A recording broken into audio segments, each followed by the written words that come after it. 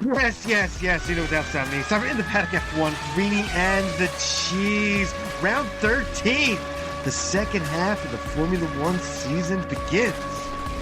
And we're back in those woods, in that Ardennes forest of Belgium. For the 70th time, it's the Belgian Grand Prix. Belgium known for its waffles, that chocolate, heck yeah, and of course, the beer. Give me that Belgian wit. Let's go. Slide me down a pint, please, if you don't mind.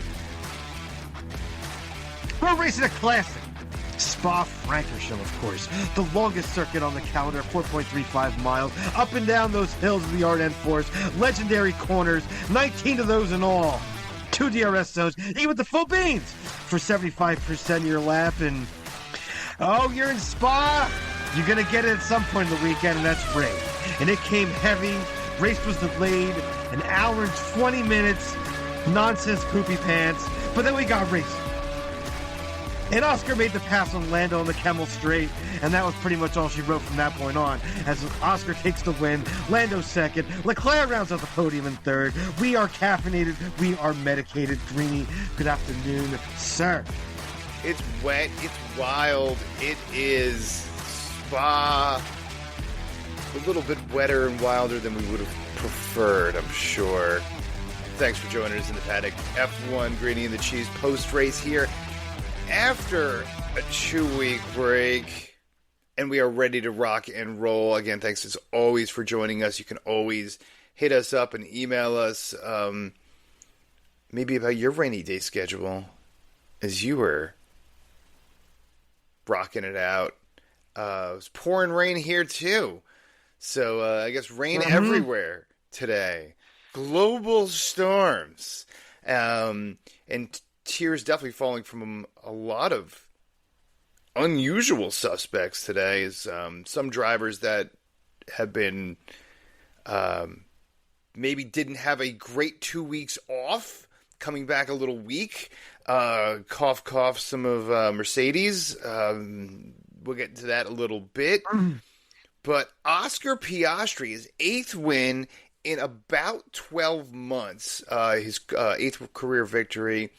Now ahead of Lando Norris by, I don't even have the points up in front of me, but he's definitely ahead, I think, 16 up at the moment, maybe a little more. 16 is the number? I think it's 16, yeah.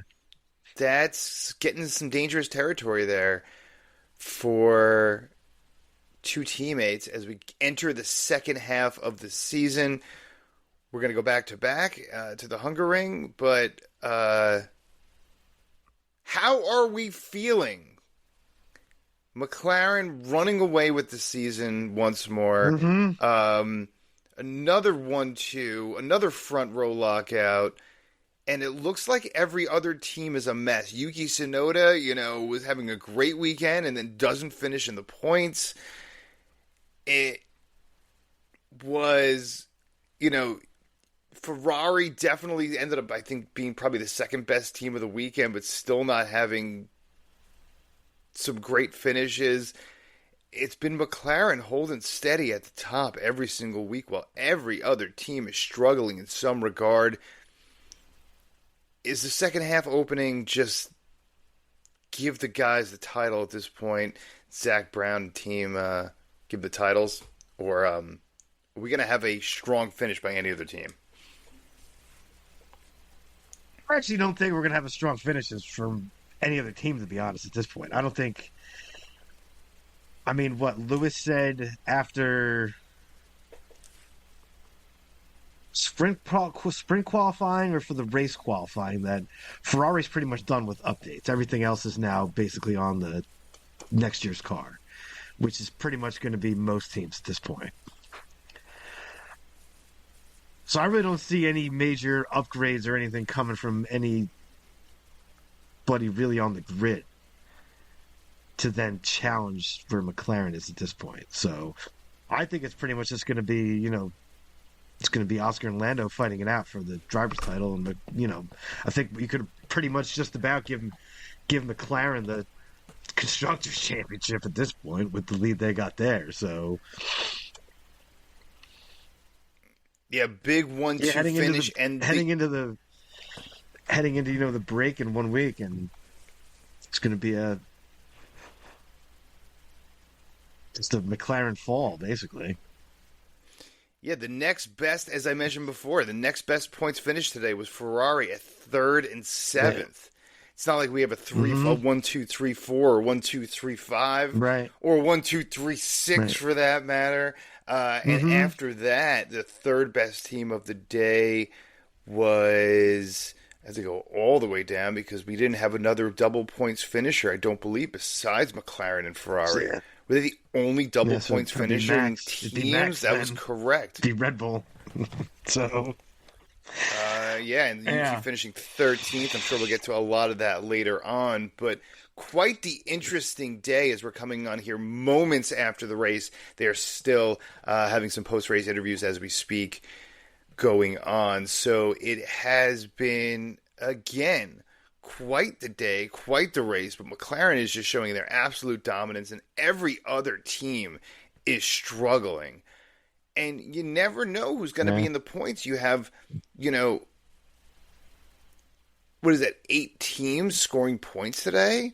And over the weekend, you want to pretty much has every team scored some kind of point over this weekend with the sprint race. Haas getting a Yeah. double Mm-hmm. point, Mm-hmm. everyone's scoring.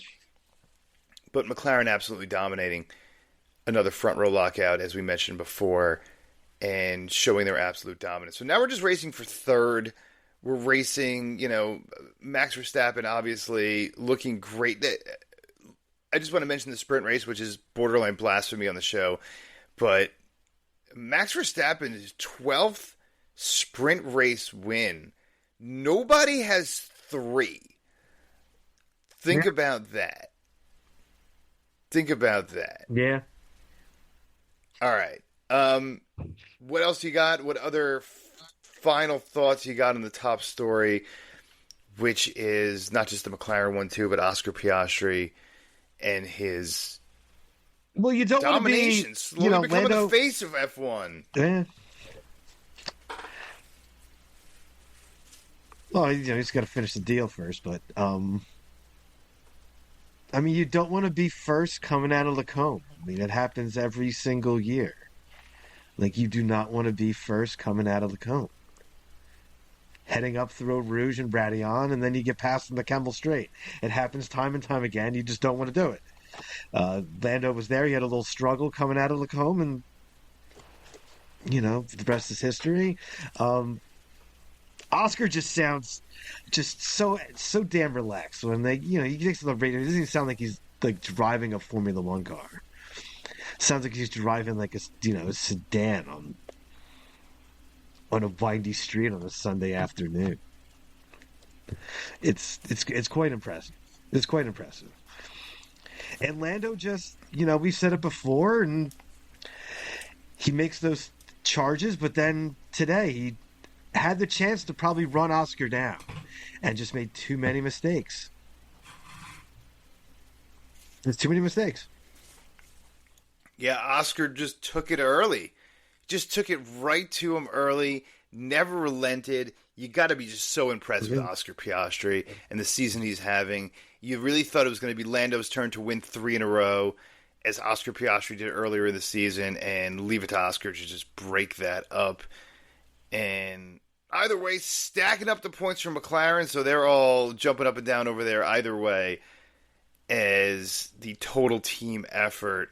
And a lot of downtime pre-race. So a lot of stories, if anyone was hanging on and listening pre-race, a lot of stuff going on as they welcomed, at least on the US and some of the UK broadcasts, and Ireland as well, Nico Rosberg to the program, so who was jumping and jiving and telling some stories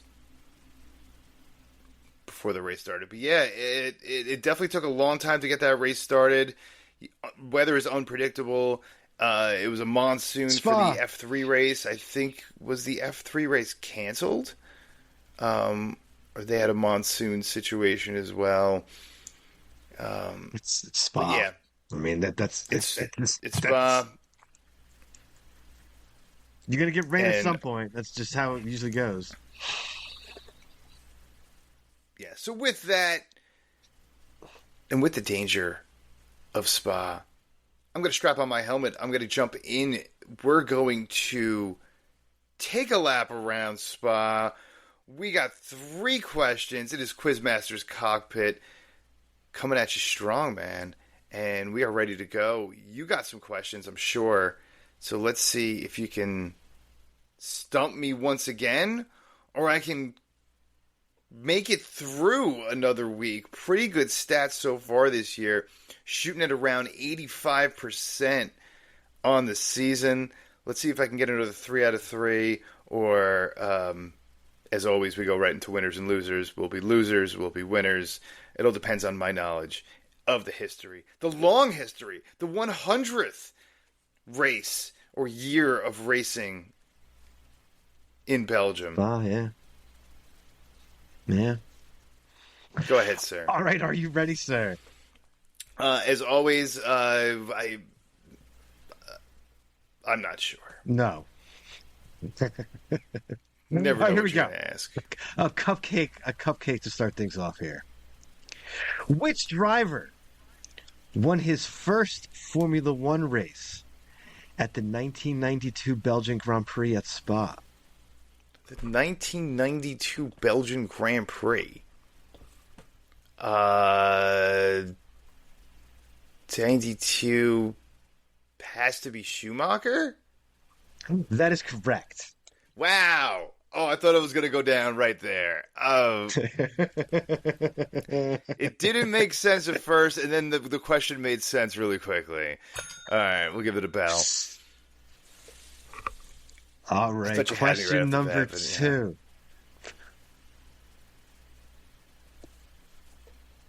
McLaren won the race today. But in 1988, this driver won his first race with McLaren at Spa. Was that the beginning of the Senna run? I'm gonna go with Senna. Correct. I'm gonna go with Senna. Correct. Yeah, I think he won like 4 in a row, like 88, 89, 90. I think so. If my memory serves me correctly. Wow. So you know what that means? That was suspense, baby. Give it to me. You know what that means? Potentially another winner. You have to flip your pages upside down because you didn't think I would get through the first question. No. All right, go for it. What do you got?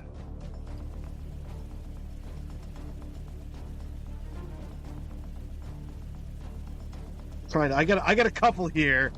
You got a couple. He's got to choose. Yeah, I got a couple. He's got more than 3 this week. I guess Spa being the longest track of the season, maybe going an extra sector here. I don't know.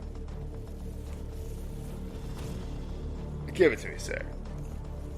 All right, there's been 70 Belgian Grand Prix, but how many have they raced at Spa?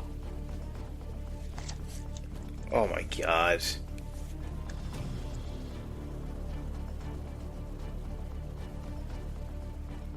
I gotta just take a. I mean, they've been racing every year since like '85, but then they had some races before that. So that's like 30 right there. I don't know. I'm just gonna take a guess. I'm gonna say 42. 58 is the correct answer. 58. Pressure got to me. All right. So that's 2 out of 3. That's a fail. Ain't bad, but 2 out of 3 ain't good because you crashed and burned in Sector 3. Yeah, not even close. That's a long sector. That's a tough Sector 3. No. So that'll take us right to losers then, because you're a loser. because you crashed out. That wasn't bad, though. Come on. No, it was not bad. Not one damn bit. The first 2 questions were not easy either. So those were 3 hard questions. It's 3 hard questions. Right. Go for it. Losers, who do you got? Franco Colapinto. 19th again. I mean, you're fighting for your job here. Can't be doing that, especially when your teammate does finish 10th. It's not good. Not good. Yeah, this might Hungarian Grand Prix could end up being his last Grand Prix coming up here when they get a break coming here. So we'll see. Yeah, he needed to show something. He needed to show something, especially with Alpine looking better. Gasly scoring a point, but he's definitely taking a step backwards, and that's not what you want to see when the team itself is showing better time each week, and you're got a driver going backwards. So not good at all. And then Carlos Sainz, his disaster season at Williams, just continues. Just continues. An absolute disaster. Just a mess. His whole season's been a mess this year. I don't know what the heck's going on. I mean, by now you probably should have adjusted to the car, but damn. Damn, Carlos, damn. Those would be my losers. Yeah, especially with Alex. Yeah, especially with Albon finishing top 6. I'm sure we'll get to him in a moment. Listen, I got to give the big old stink to Aston Martin. They looks like they were coming out of it. Lance Stroll had a couple good races. Fernando Alonso is, who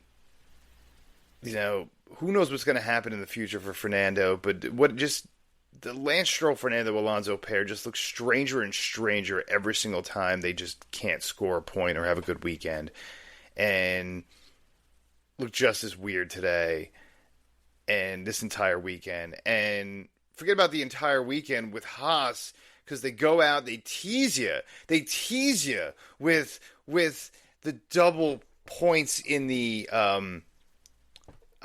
sprint race, and then they just lay a stink. And even quali wasn't that bad. You were so pumped after that sprint race. And Ollie was still competitive down the stretch with Pierre Gasly going for that last point, but he just couldn't make the pass at the end. With Nico Hulkenberg right behind him, it was like that. Did he set like a record there? Did he set some record consecutive with 11th place finishes for Ollie Behrman? Consecutive 11th place finishes. That's a record. Thank goodness they came away with some points this weekend, but definitely not what you wanted to see going into race day, especially with the tease. And those, sir, are my losers. Which brings us, of course, to winners. What do you got, sir? I'm going to give it to Ferrari, 3rd and 7th. I mean, Lewis coming from the pit lane to get up to 7th was just very solid. I still don't know. I think there's definitely could have been more too. I don't know what this crap was with this lift and coast. I mean, you should not have had the lift and coast with wet conditions, because you definitely have way more than enough fuel for that. So I don't know what the heck that is. I don't know if that was to be protecting the plank or something, but that's a mess. Lewis should have probably finished at least 6th, maybe even higher. With that performance that he had going on. Leclerc 3rd, brilliant to get on the podium. Holding Max at bay for 2 seconds like the entire race. So fantastic drive. And Liam Lawson completely turning it around recently. In the points again. 8th place. We trashed him enough on this show early in the season, but he's showing way something better there. Once he got settled in back at Racing Bulls, and been putting in some good performances.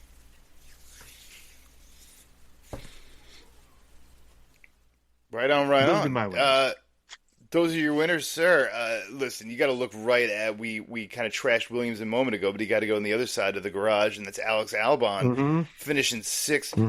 Not so quietly, having a really, really good season. You're seeing him at the top half of the board a lot in the finishing results, and just mighty, mighty impressive, and another impressive weekend for him. And Gabriel Bortoleto. How do you not give it up for him? He's kind of now he's looking like rookie of the year, and I think we're starting to see Mattia's influence on the Sauber team here, and Bortoleto and company, and Nico didn't finish in the top 10 this week, but still finishing 12th. You're not going to give it up to him, but maybe a partial honorable mention. And those are my winners. Which, you want to throw an honorable mention, you can throw another George Russell top 5 again. So another George Russell top 5, especially with Kimi on the other side, not looking very good at all. We'll get to that. We'll get to plenty of that as well. But of course, that leaves us with one of our, I guess, favorite parts, and that is, of course, slap my goddamn for that. Who is it can go a lot of different ways. I actually might want to do an audible at the line here, if you don't mind, sir. Coach is calling in an audible because we didn't mention his name, but Yuki Tsunoda needs to slap himself and maybe try another sport. I recommended NASCAR for him last week because I think that would make a very large impact around the world. I would love to see him in some kind of like stock car racing or something. It'd be so interesting. But he is not fit for Formula One. Liam Lawson, the aforementioned Liam Lawson, is showing how much better he is in an inferior car now week after week. The guy finally has a good weekend, at least from the Friday and Saturday perspective, and qualifying as well. Finally making it to Q3. Finally looking like, starting in 7th, finally looking like he had something going, and then just absolutely blows it. If he didn't actually slap himself, he's an idiot, because he should be slapping himself right now. Right now, a big wet slap in the rain in Spa, because that's what that man deserves. What a freaking disaster! And now it's embarrassing. I talked about it about a month ago that Liam Lawson is going to finish in front of Yuki Tsunoda this season. It was a point, and now it's obviously more. And it's going to keep growing and growing. Let's bring that up here. Do we have the up-to-date results of the driver standings of 2025? Bear with me. Internet, you're slow. Bloody hell. I don't even know how it, and he's apparently in the running to maybe get still another F1 job too. So I don't understand this. Honda's his saving grace. That's all I can tell you about that. Honda saves his bacon. If it wasn't for Honda, he'd probably be out of Formula One a couple years ago, to be honest. Yeah, I don't know if that's up to date. Just not good enough. Just not good enough. I don't know if that's up to date, but I got to say Lawson says 2 points up on the F1 website, but we are just only moments after the race here, so probably isn't updated yet. Definitely more points. That's for damn sure. For a guy who they were very quick to boot out of Red Bull is now getting his revenge. And again, I don't think anyone would be happier than Liam Lawson to finish ahead in the points with Yuki Tsunoda this season if they do remain with the teams they're at for the next 12 races. And that's all I got to say about that, sir.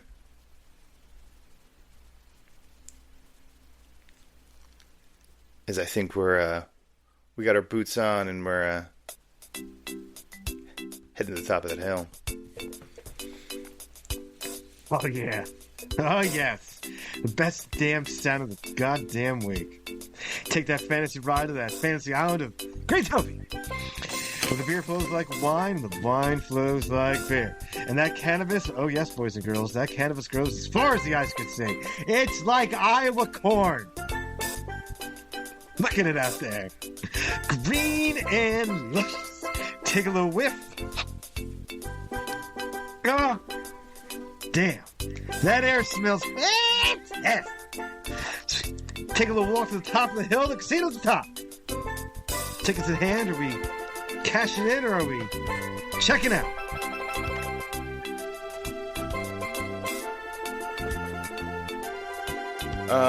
I think it's disastrous in the rain. It's absolute disastrous in the rain. I don't even know who ended up with the fastest lap of the day.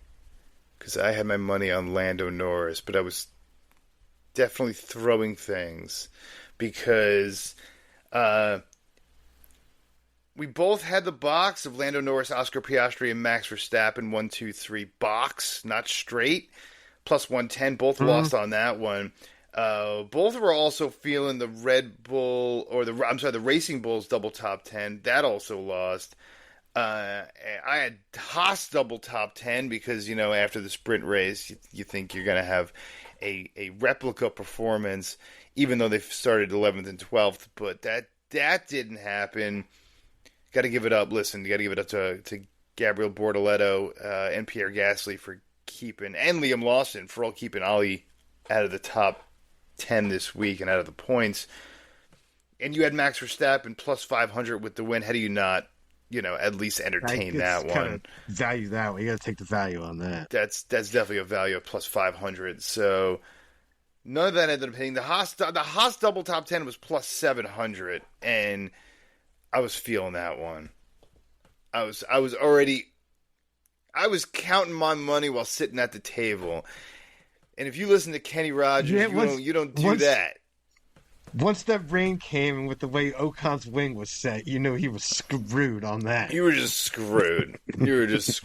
But, you wish in one hand and crap in the other and see what fills up first. And it was not a good day for either of our betting. Wish hand. So we both take a big fat L on the day and continue our struggles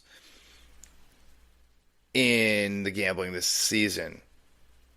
Which, of course, brings us to the next part of the show. The most informative part of the week. And that, sir, is... In the news! In the news. What's going on in the news, sir? At the news desk. Definitely need to get like a...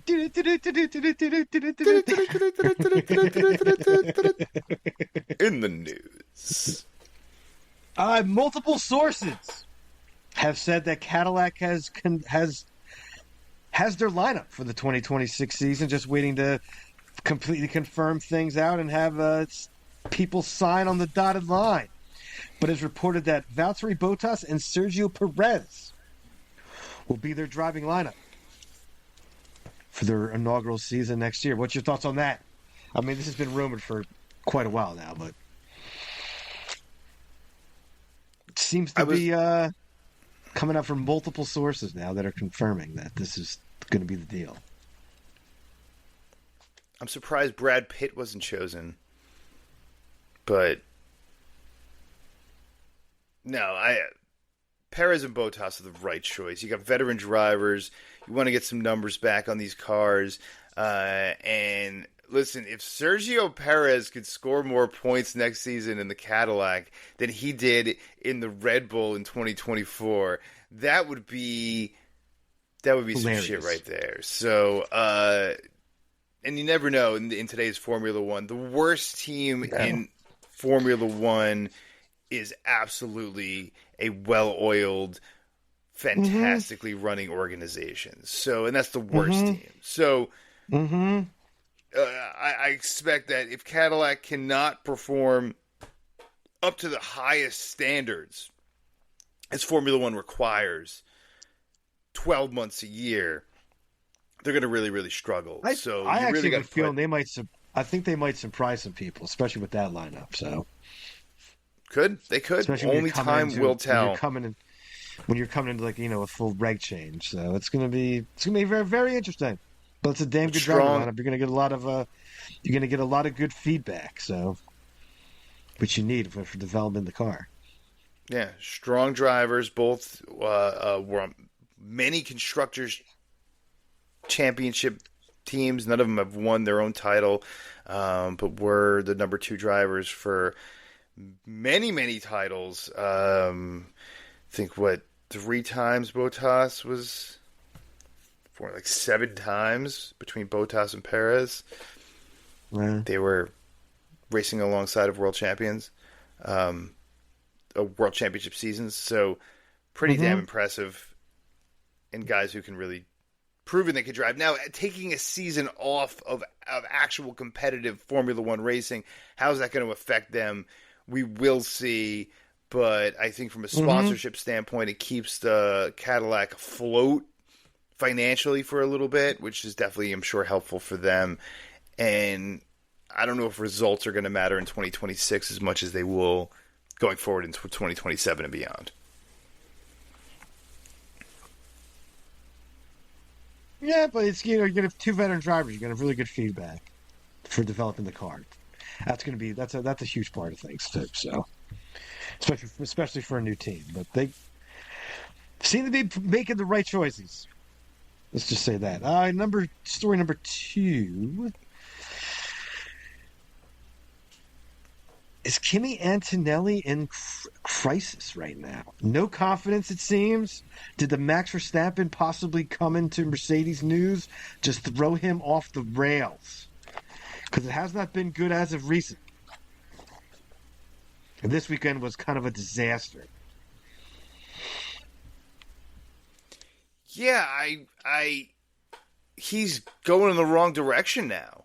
We spoke about how Gabriel Bortoleto is moving in the right direction, in a positive direction, and it seems that we have the exact opposite going on with another rookie here. Now, rookie seasons are tough. We always see that. We see a lot of ups and downs. A guy could start strong and finish weak, or vice versa. And we're seeing that rookie. So I wouldn't read too much into it with partial season. It's always, Formula One is always tough.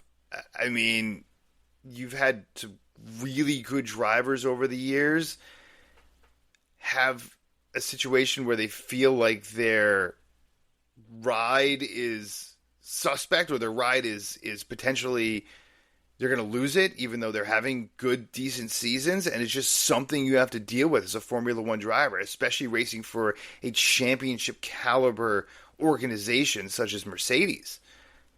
There's a lot of pressure that comes with that, and you got to feel your job is at risk every single day. And if you can't handle that, you might not be able to handle Formula One racing in the long run, because there's 1,000 people that want your job every single day. And that's professional sports in a nutshell. Agree, disagree? I mean, that's absolute facts. I mean, you're going to have your Formula One driver, you're going to have people rumored to take your job. I mean, especially when you're young and struggling. So that's just part of things. And coming into Mercedes, you should know that Toto Wolff has been after Max Verstappen for quite some time now. So that's not like anything new. So you just you can't listen to the noise if you want to be a Formula One driver. You got to keep your head down and keep pushing. You can't listen to the noise. You got to feel the noise. Come on, girls and boys. All right. What else you got in the news, sir? Final one. This goes to the grid walk today, when they walked up to Jos Verstappen and asked him about the Christian Horner situation, and all he said was, "I got nothing to say." Got nothing to say. Finally, Jos did something smart. Finally, I'm sorry to interject here, but finally Yas did That's something right. smart and keep his mouth shut. Shut your pie hole, okay? That's what I gotta say. Because the guy runs his mouth way too much about a lot of things, and, this Christian Horner thing is just, it's over, okay? It's now over. He's gone from Red Bull. You got what you wanted, and he did the right thing by keeping his mouth shut. He can say whatever he wants to say behind closed doors to his personal friends, out at dinner, at home, to his son, to his family. But when you got a camera shoved in your face on the grid, Yeah. with a fresh news story, I got nothing to say. And then you move on. And so you got to give it to him. Because the guy runs his mouth a lot, and he didn't in this situation. That Well, he doesn't finally shut his mean mouth. That was surprising. that does not mean that next time he's asked, he's going to have something to say. It might just be fresh right now. But we'll see what happens, and we'll see how competitive Max is going forward. If Max becomes, and I got this week he did not podium. But we'll see what happens if he is able to podium. Because if he strings together a couple podiums or even a couple wins and puts himself in real contention, because now he's 80-something points behind. So he's 3 solid wins, race wins behind getting back into it. He's going to have to win his 3 in a row.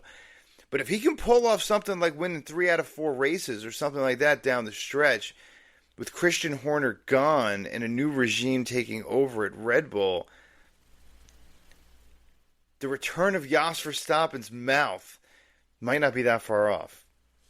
Agree or disagree? I agree with that. I completely agree with that. I was surprised he kept his mouth shut to begin with, because that man's mouth is always chirping. So those gums are always slapping. All right. What else you got, sir? That's it. That's all I got for it. All right. With that, we have a race coming up just in 1 week. We're back. Tires back on track for FP1 this coming Friday. Where are we going next, sir? We are going back to Budapest, to the Hungary, baby. Last race before the break. Last race before the break. And speaking of which, I appreciate my wife calling me out, saying that we were on break last week when we were not on break. So I appreciate that. So thank you for calling me out on that one. As for the official summer break, it will be after the Hungaroring next week. Tires on tracks in 5 days. Say what you got to say, brother. Well, as always, we'll see you next time. Thanks for listening. Hit that subscribe and like button if you don't mind. And as always, stay medicated, my friends. Peace.